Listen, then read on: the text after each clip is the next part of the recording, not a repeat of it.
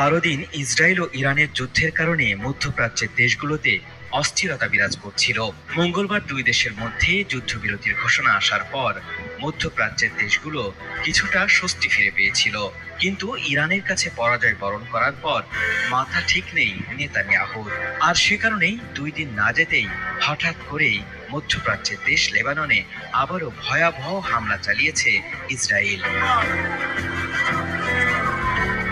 Anadolu এজেন্সির এক প্রতিবেদনে জানানো হয়েছে, শুক্রবার দক্ষিণ লেবাননের একাধিক স্থানে ব্যাপক বিমান হামলা চালিয়েছে ইসরায়েলের সেনাবাহিনী। একজন নারী নিহত হয়েছেন এবং আহত হয়েছেন প্রায় 15 জন। লেবাননের জাতীয় বার্তা সংস্থা জানিয়েছে, ইসরায়েলি যুদ্ধ বিমান আলী আল তাহের, কফার দেবনিত এবং নাবাতিহে আল ফোকার বনাঞ্চল ও পার্বত্য এলাকায় কনকাশন রকেট হামলা চালিয়েছে। প্রথম দফা হামলার 10 মিনিটের মধ্যে